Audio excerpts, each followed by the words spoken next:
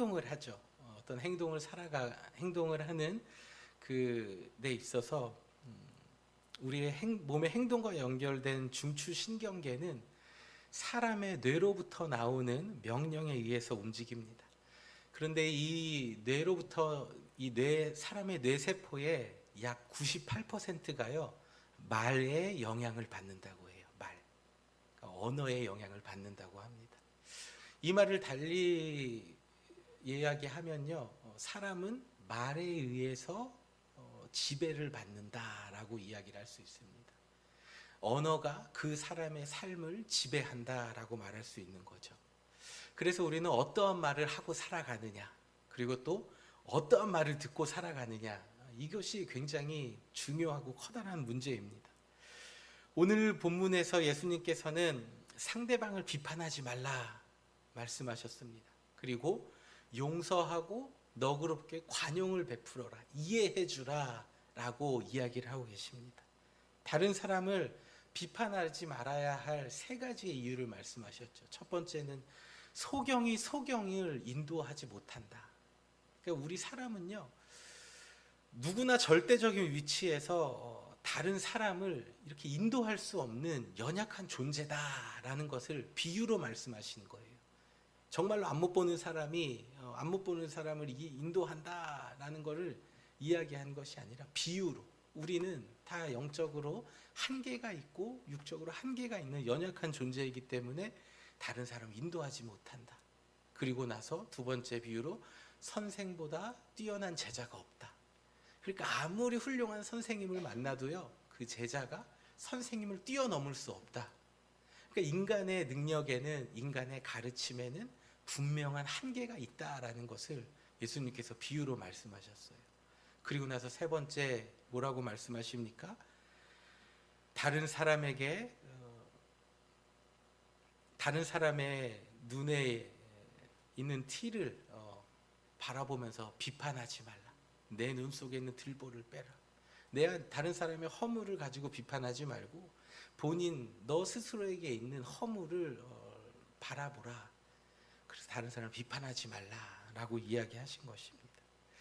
그리고 43절에서는 이렇게 말씀하시죠. 좋은 나무는 좋은 열매를 맺는다.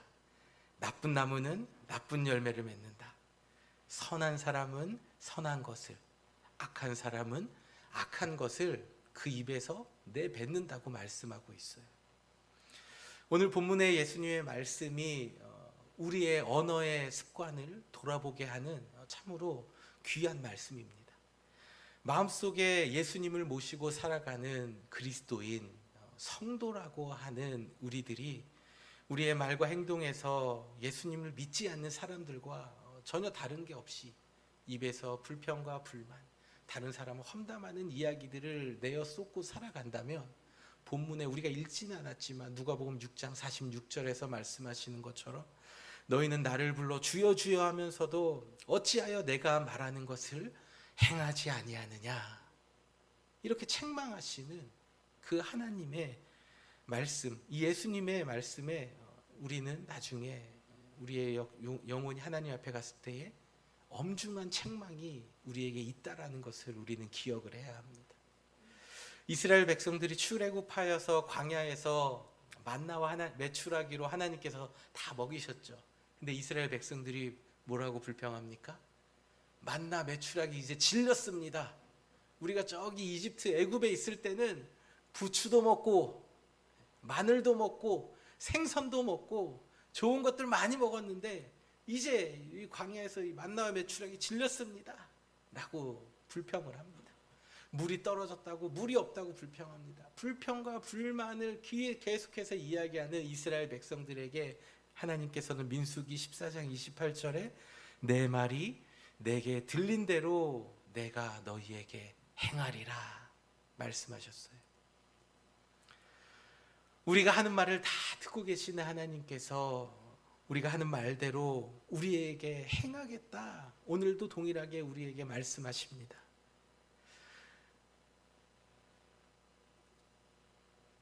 그렇다면 우리는 하나님 앞에서 어떠한 말을 하고 살아야 할까요?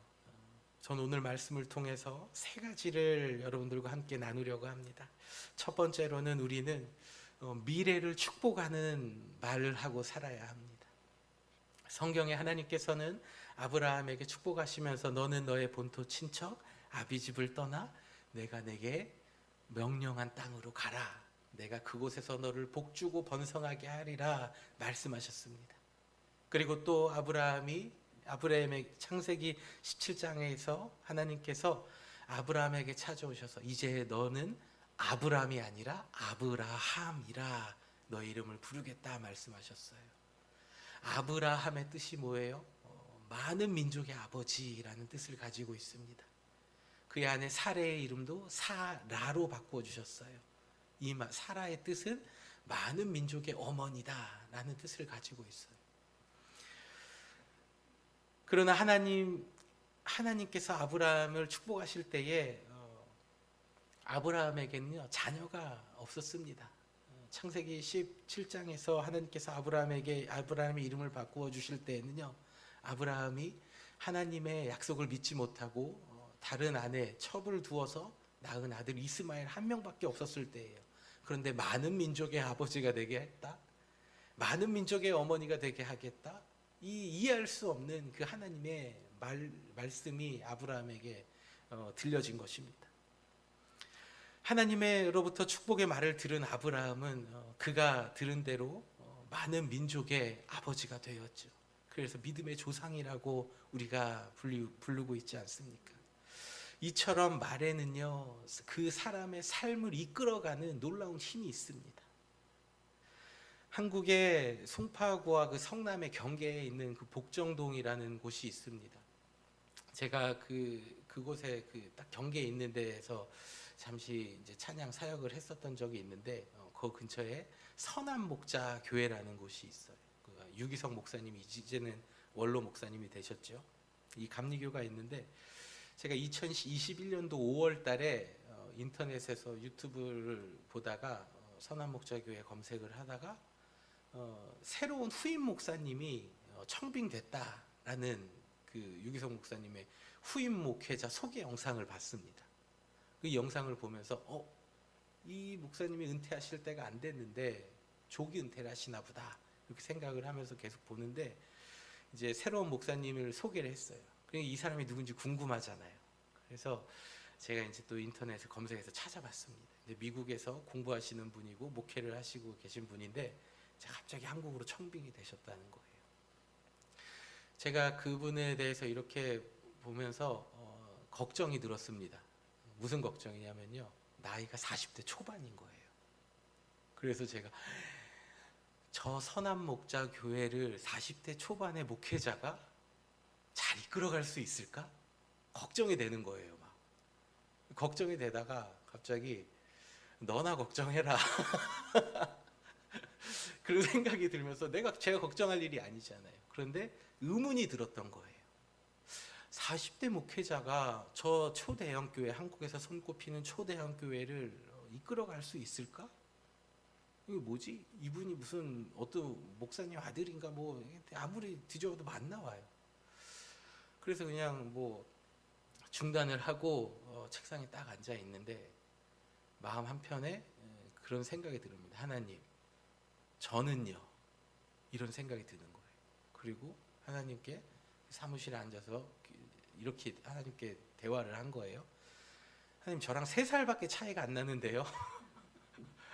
저랑 3살밖에 차이가 안 나는데 저분은 하나님 무슨 계획이 있으시길래 저는 초대형 교회 담임 목회자로 불러주시고 저는 이 미국 LA에서 지금 이러고 있습니까?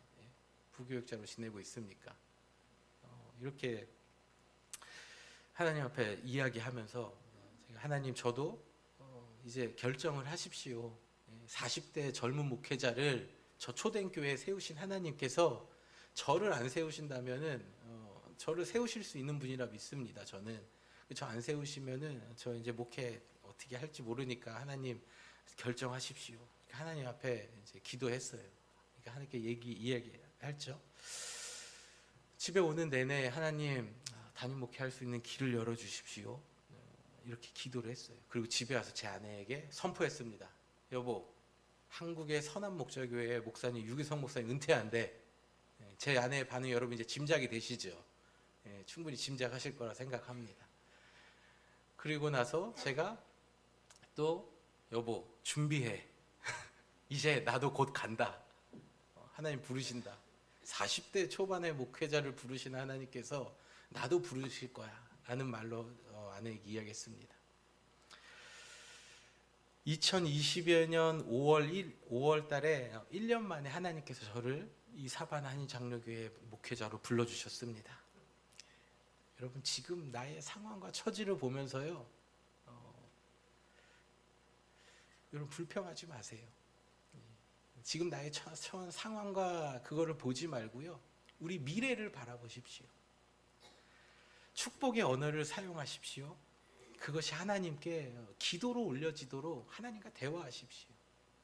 우리가 말한 대로 들으시고 행하시는 하나님께서 여러분에게 말대로 축복한 대로 이루어지게 하시고 또 넘치도록 채워주시는 분이심을 믿으시길 바랍니다. 두 번째로는 우리는 변화를 위한 축복의 말을 해야 합니다. 2차 세계전쟁이 끝났을 때에 아버지의 사업이 망하여서 아르바이트로 가족의 생계를 꾸려나가야 하는 젊은 청년이 있었습니다. 이 청년은 자신 입을 옷을 자신의 손으로 직접 만드는 재주를 가지고 있었는데 어느 날 이 청년이 프랑스 파리의 한 의상실 앞에서 비를 피하고 있었답니다. 그런데 때마침 그 문을 나오는 어떤 부인이 이 청년이 입은 옷을 보고 옷이 너무 멋있네요. 이거 어디서 구입했나요? 라고 물었답니다. 그러자 이 청년은 이것은 제가 스스로 만든 것입니다. 라고 대답했대요. 그러자 이 부인이 당신은 정말로 훌륭한 재주를 가졌군요. 라고 이야기했답니다. 이 청년이 1950년도에 파리의 한 의상실을 오픈을 합니다. 그리고 1974년도에는요 타임지의 표지를 장식하는데 그게 이렇게 문구가 적혀 있었습니다. 금세기를 대표하는 유럽의 최고의 디자이너. 이 사람의 이름이 우리 피에르 가르댕이라는 사람이었다고 합니다. 한 여인의 말이 피에르 가르댕이라는 사람의 인생을 완전히 바꾸어 놓은 것입니다. 우리는 이처럼 상대방을 칭찬하는 말, 상대방을 격려하는 말, 그 사람을 변화시키는 말들을 하고 살아야 합니다. 상대방을 바라볼 때에 그의 지금 현재의 모습을 바라보지 않아야 돼요. 하나님께서 함께 하시면, 하나님께서 붙들어 주시면 그의 인생이 어떻게 바뀔지 모른다는 것입니다. 그러므로 우리는 상대방을 위해서 축복하는 말을 끊임없이 하고 상대방에게 변화를 주는 말들을 하고 살아가야 합니다. 에베소서 4장 29절에서도 무릇 더러운 말은 너희 입 밖에도 내지 말고 오직 덕을 세우는 데 소용되는 선한 말을 하라고 우리에게 말씀하고 있습니다. 우리가 듣는 이로 하여금 덕을 세우는 선한 말로써 듣는 사람들에게 은혜를 끼치는 자가 되라 성경은 우리에게 말씀하고 있어요. 바울은 그의 서신서마다 성도들에게 복을 빌어주었습니다. 사랑하는 성도들이라고 이야기를 했습니다. 축복하였습니다. 우리 예수님께서도 마태복음 10장 12절에서 제자들을 파송하여 보내실 때에 그들에게 축복하며 보내주셨습니다. 우리는 상대방을 격려하는 축복하는 선한 말로 그 말을 듣는 사람의 인생을 변화시키는 축복의 언어를 사용해야 합니다. 세 번째로는 우리는 사랑의 말로 축복해야 합니다. 살면서 한 번쯤 들어본 적이 있고 또 해본 적 있으실지는 모르겠어요. 이게 다 너 잘되라고 하는 소리야. 내가 뭐 나 잘되라고 하는 소리니? 다 너 잘되라고 하는 소리지. 그런데 이 말은 참 좋아요. 그런데 그 뒤에 나오는 말들이 유익하지 않은 말들이 이어질 때가 있어요. 너 잘되라고 하는 소리야. 공부해. 너 잘되라고 하는 소리야. 지금 자야 돼. 너 잘되라고 하는 소리야. 나와서 하나님 앞에 예배 드려야 돼. 너 잘 되라고 하는 소리야. 기도해야 돼. 앞에 말은 참 듣기 좋은데 뒤에 말이 잔소리로 들릴 때가 있습니다. 오늘 본문에 예수님께서 남을 판단하고 비판하지 말고 축복하라고 말씀하고 있습니다. 다른 사람을 사랑의 언어로 축복하는 것은 무엇입니까? 그 사람이 있는 그대로 사랑해 주는 거예요. 그리고 그 사람을 용서해 주는 겁니다. 그리고 격려해 주는 거예요. 그리고 존경해 주고 잘못이 있을 때에 용서해 주고 또 복종하고 서로 짐을 나누어 지는 거예요. 그리고 서로 섬기는 것이 상대방을 축복하는 것입니다. 그저 말로만 축복해, 너 잘 되라고 하는 거야, 이게 축복이 아니라는 거예요. 우리가 정말 잘 되는 사람, 사랑하는 사람, 사랑의 언어를 사용하는 것은 그 사람의 허물을 용서해주고 눈 감아주는 거예요. 우리가 다른 사람에게 사랑의 언어로 축복하는 것은요, 그 사람이 섬겨주는 거예요. 그 사람이 지고 가는 그 무거운 짐을요, 좀 나누어 주는 겁니다. 자신의 입장보다 상대방의 입장을 조금 더 생각해 주라라는 것이죠. 근데 우리는 어떻습니까? 상대방의 입장보다 내 입장. 어떻게? 내 입장이 이게 어떻게 해결할 수 없는 이 죄의 속성, 죄의 쓴뿌리 아닙니까? 자기 중심적인 우리의 악한 모습들. 사랑하는 부부 사이에서도 또 가장 사랑하는 자녀에게도 상대방을 생각하고 배려하는 그 사랑의 축복의 언어가 아니라 이게 다 너 잘 되라고 하는 소리야. 이게 다 우리 집안 잘 되기 위해서 하는 거야. 라는 소리를 하면서 말을 하면서 사랑의 언어가 아니라 폭력의 언어를 내뱉을 때가 너무나 많이 있는 것 같습니다. 이것이 결국에는 부부 사이의 갈등, 부모와 자녀의 갈등, 다른 사람과의 갈등으로 이어질 때가 얼마나 많이 있습니까? 우리 예수님께서는 우리에게 또 성경에서 참 사랑의 언어를 많이 사용하시는 분이십니다. 물고기를 잡고 살아가는 베드로에게 찾아오셔서 너 평생 어부로 살래? 나 따라와. 이렇게 말씀하지 않으셨어요. 요나의 아들 시몬아, 너는 앞으로 반석이 될 거야. 너를 베드로라 할게. 이렇게 말씀하셨어요. 이 얼마나 우리 예수님 따뜻한 분이십니까? 그리고 베드로가 예수님 부인하고 자신이 예수님을 부인했다는 그 죄책감에 의해서 자신의 고향으로 내려가서 물고기나 잡으러 가노라 하면서 물고기 잡을 때에 예수님 찾아오셔서 너 어떻게 나한테 그럴 수가 있었어? 너 3년 동안 나 따라다니면서 뭐 했어? 라고 책망하지 않으셨어요. 오른편에 왼편에 그물을 던져봐. 그리고 그물이 찢어지게 잡히는 것을 보고 베드로가 물 위에 뛰어들지 않습니까? 물에 흠뻑 바닷물에 젖어서 예수님께 헤엄쳐온 베드로에게 우리 주님 뭐라고 말씀하십니까? 와서 밥 먹자. 생선과 떡을 구워주시면서 먹어라. 얼마나 우리 예수님 따뜻해요. 그리고 나서 내가 나를 사랑하느냐 이렇게 말씀하시잖아요. 우리의 가정에서도 이웃과의 관계에서도요, 우리는 사랑의 언어를 사용하는 자들이 다 되어야 합니다. 야고보서 3장 10절에 한 입에서 찬송과 저주가 나오는도다. 내 형제들아 이것이 마땅하지 아니하노라 라고 말씀하고 있어요. 다른 사람을 비판하고 저주하는 말이 나오는 것이 아니라 하나님을 찬양하며 하나님께 기도하며 살아가는 우리의 입술에서 다른 사람을 축복하는 사랑의 언어가 나오는, 그리하여 하나님 보시기에 마땅히 아름다운 삶을 살아가는 복된 성도의 삶을 살아가시길 주님의 이름으로 축복합니다. 말씀의 결론을 맺겠습니다. 오늘 예수님께서 우리에게 다른 사람을 비판하지 말라라고 말씀하신 말씀을 통해서 우리가 이 땅에서 축복의 언어를 사용하며 살아야 한다는 것을 나누었습니다. 축복의 언어 세 가지는 무엇입니까? 미래를 축복하는 것입니다. 상대방을 변화시키는 언어입니다.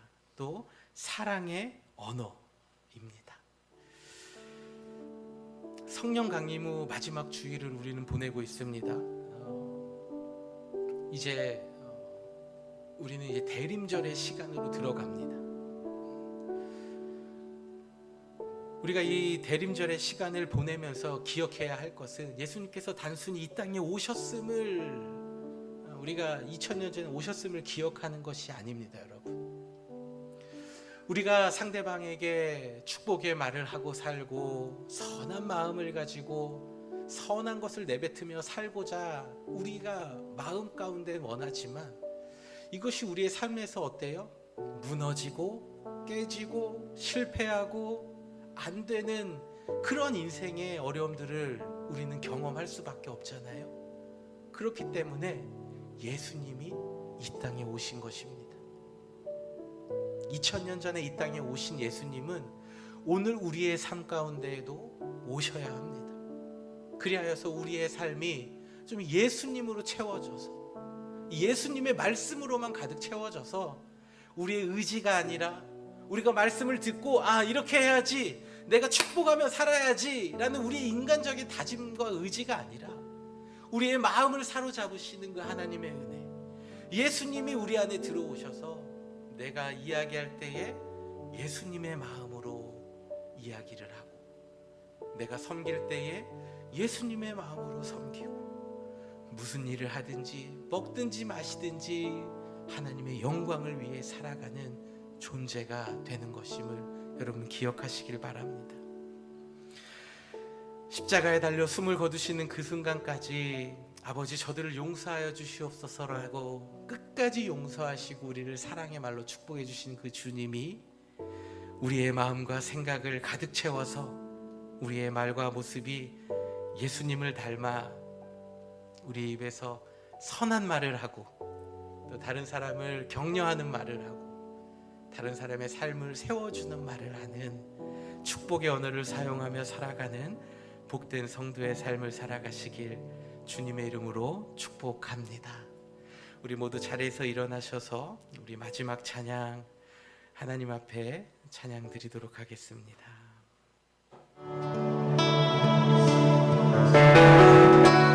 오 나의 자비로운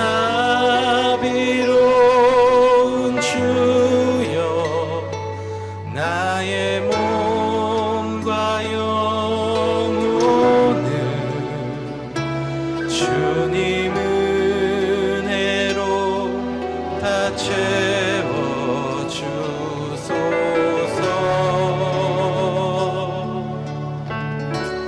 이 세상 괴로운 걱정 근심 주여 받아주시고,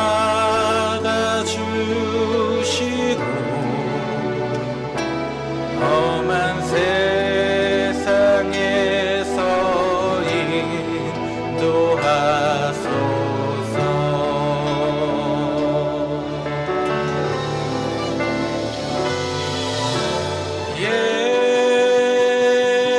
예수, 오 예수,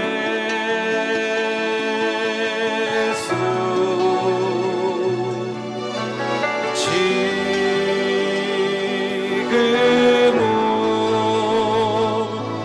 오셔서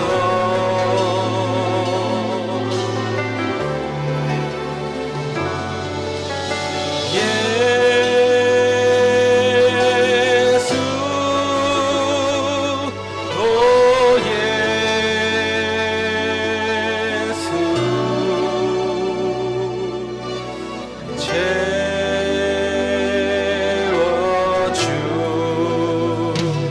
채워주소서.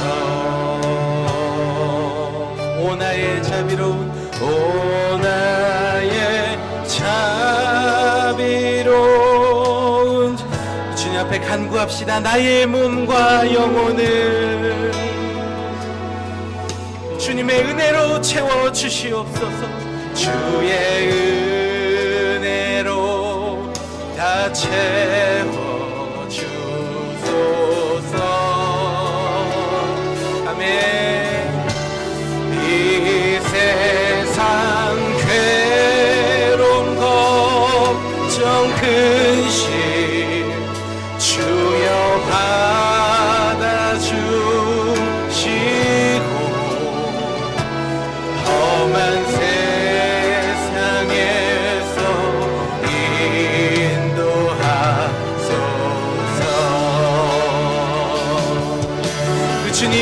간구하며 찬양합시다.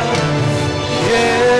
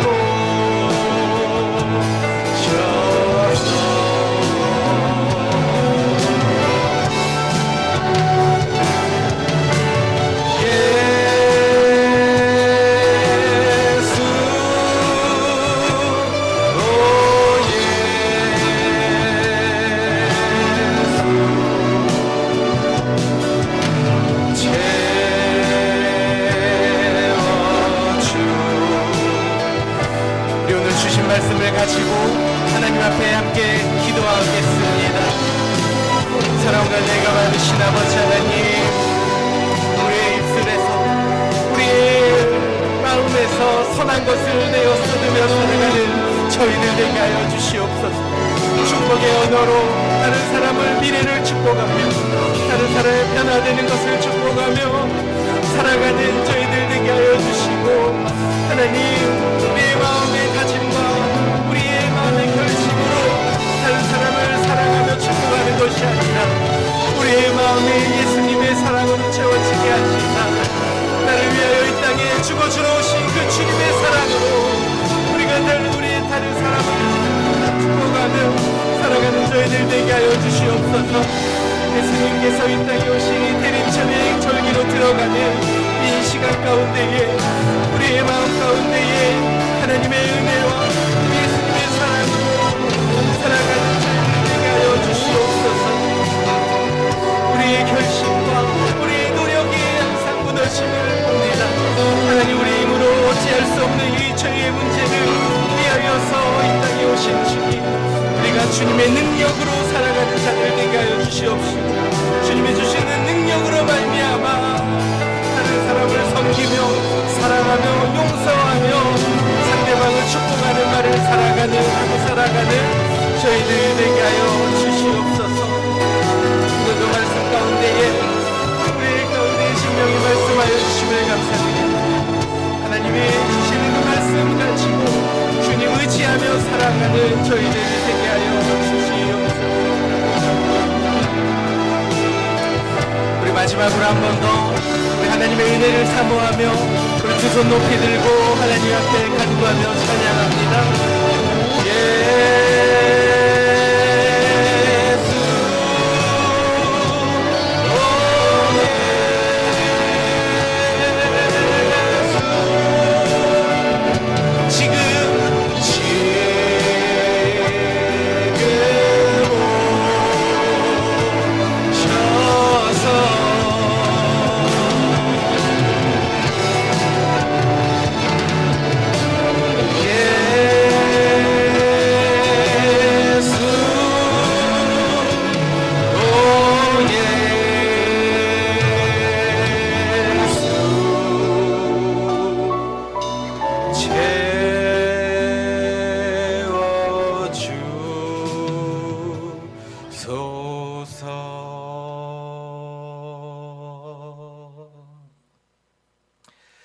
이제는 우리 주 예수 그리스도의 은혜와 하나님 아버지의 측량할 수 없는 사랑과 성령님의 감화 감동 교통 역사 인도하심이 예수 그리스도의 능력으로 마음속에 예수님을 모시고 살아가며 마음 가운데에서 선한 것을 생각하며 또 선한 말들, 축복의 언어를 사용하며 살아가길 다짐하는 이 자리에 머리 숙인 모든 성도들 한 사람 한 사람 머리 위에, 저들의 가문과 가정과 일터 위에, 자녀들의 삶 위에 이제로부터 영원토록 함께 계시기를 간절히 축원하옵나이다. 아멘.